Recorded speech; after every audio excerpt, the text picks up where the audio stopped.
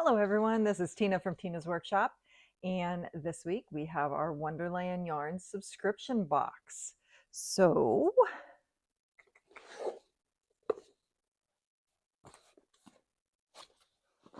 of course I already know what's in it because I've been working up squares, but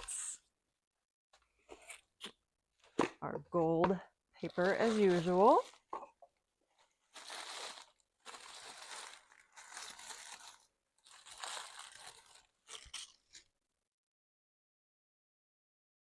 Look how pretty that is. It is so pretty. It is called West Egg, and it is just a beautiful golden and orange sunsetty colors. It's so pretty. And I have it on the Mad Hatter blend. And our little work in progress card is Jay Gadsby welcomes his friends to a roaring celebration the evening of July 5th at his home in Long Island, New York.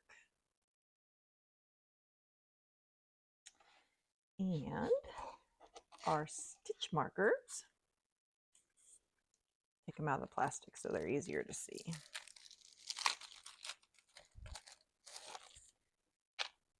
And you guys all know I love their stitch markers. Their stitch markers are so easy to use. So we have the Great Gatsby book and a little martini. How cute are those? These have become my go-to stitch markers. I absolutely love these stitch markers. So I worked up, or I caked up. So here is the skein all caked up. Come on, focus. There we go. You can really see those different colors in there. So I caked it up and I've been working on squares. And well, let's start with the pattern. So our patterns this month, this is our crochet one. And it says Miss Daisy is the name of the square. Celebrate the roaring 20s and our love of the Great Gatsby with Art Deco fan designs in the square motif using basic stitches. This lacy piece is a perfect offset to more heavenly textured blocks. So I have done both of my squares of the crochet for this month, and I still have to weave in my ends, so ignore that. But here is the first one. Isn't that pretty? Let's see if I go like this. There you go.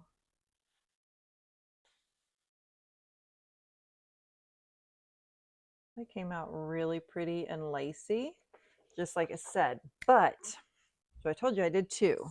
So my other one I left on the blocker just so I could show you what I did. I don't know if it was my tension or something else, but for me, and I have not had this much trouble on the other ones, but for me, this block came out smaller. I wish I had gone at least a hook size up. So you might think about that when you go to do it.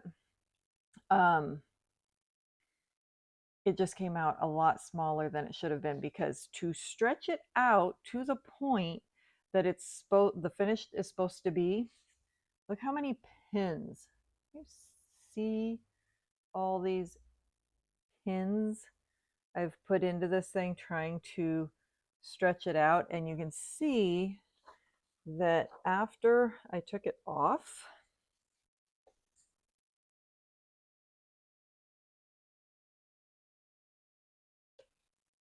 putting it over these, you can see after I took it off, it still went back in that far. So it's supposed to be, and okay, come on, get off the tops of the pins. It is supposed to end up being an, I think 8.5. Yeah, it's supposed to be an 8.5 inch square. And mine is I've stretched it to about a 7.5 to 8 inch square. So, I mean, you can see on there, I stretched the center, I stretched it here, and I stretched it there. And you can see where I stretched it. You can see all these little spots along here where I stretched it. So that one it worked up a lot tighter. So for me, it either needed to have a couple more rounds around the edge of this last pattern, or go up a hook size or two. And then I think I would have been fine. That being said, my knit block, I really didn't need to put on the blocker. I did, but I could have stretched it. I don't know how big, because I didn't try to actually stretch it. I didn't need to. So here are my 2 crocheted blocks, and onto the knit block. So this month is the Charleston. This month's square draws inspiration from the lively rhythms and movements of the Charleston dance, famously danced in the Jazz Age depicted in The Great Gatsby. The zigzag stitch pattern reflects the energetic spirit of the dance, with its sharp angles and swift transitions, just like dancers' feet across the dance floor. And it was actually a really enjoyable one to knit. You have to pay attention to the pattern. I mean, it is written out with all 30 rows fully written out, and you have to pay attention as you go, but there is also the chart. But that being said, it was really enjoyable, and it was an easy pattern to follow. So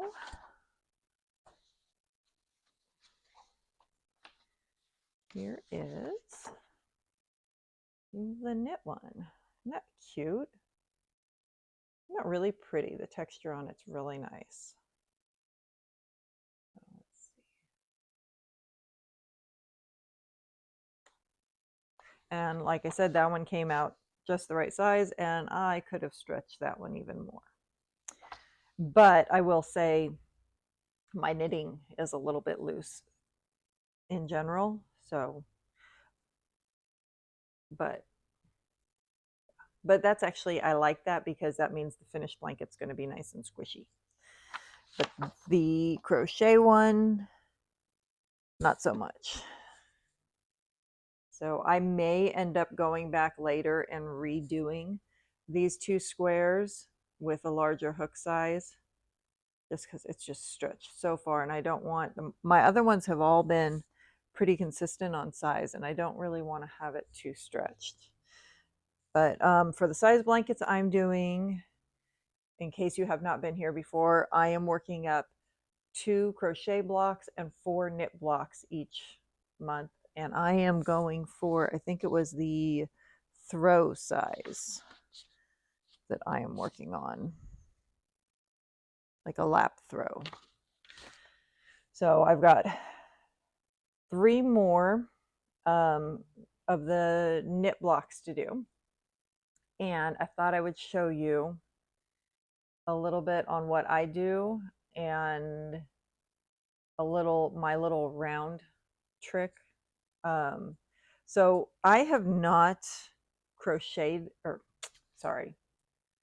I have not knit blocks from the center out before I started doing these boxes each month. So I'm starting to get more of the hang of it. You know, I'm not having to look anymore to remember how to do the cast on and the round and stuff. But I also am not a huge fan of double point needles. I like my circulars, but in this, going from the center out, unless you're periodically changing circulars, that's not going to really work. You need the double points. But when I'm using the double points, it just bugs me when I've got this point sticking up. So I went for lots of circulars. So it looks kind of funny when I'm working on it. It's like this whole little squiddy thing. But for me, this has been a lot easier. I don't feel like I'm going to lose the stitches unless I've done that a couple times, pulled my thing out and gone, ah! But I like the fact that when I'm working it and I'm working on a stitch or a row here, that I can have this needle come out and away from me, and I'm not trying to work around it so much. And then the stitches are all in here, so I don't feel like they're coming off. So for me, I have really liked doing this. I had I just went on to Amazon and I had bought 2 3-packs. They had 3 packs of the same size, so I bought 2 of them. So I have 6 and I only need 5, but that's what I've been doing. So that's one thing for me that has made this whole doing the square more enjoyable. Now, the other thing is you're working each round and you're counting each round. And you need a marker so you know where that first part of the round is. So what I have been doing is for the beginning of round, I stick, and some of you may have already done this, but I figured it out one day and I really like it, and I do it on a number of my projects. And I put the row counter right on my first one. So when I come around to that row to start the next one, I pull this off, I change it to the next row, stick it on the needle I'm working on, and then I go and I keep working all the way around. So when I come back again, I'm going to know that my beginning of round is right where that marker is again, because it's on the end of that first needle. So it comes up right there, and then I pull it off again, change my thing, stick it on, and start again. So for me, that has been working out really good. And there are some other projects I've done where I've done that same thing, because I've got to move a marker any way you look at it. And when you're on the end of one of these or a double point, you can't really have the marker on the needle. So you're going to have to put the marker here somewhere so that you can see it. And this way I can put the marker right on the needle. I don't accidentally miss where my beginning around is. And I'm going to change my row counter anyway. And then if I set it down, I always know exactly which row I'm on. And I can just pick it up because I know that the current row that is being worked is the one on here. And if it's at the beginning of the needle, then I know I've got to take it off and change to the next row before working. So I always know where I'm at. So that has worked out really nicely for me. So that's my little tips on how I do my knitting. And then with the crochet this month, if you are a very consistent crocheter or a tight crocheter, you're going to probably want to go up a hook size or 2. And I'm not really a tight crocheter, but I am a consistent crocheter. So I think, yeah, I needed to go up, because like I said, my past months have been,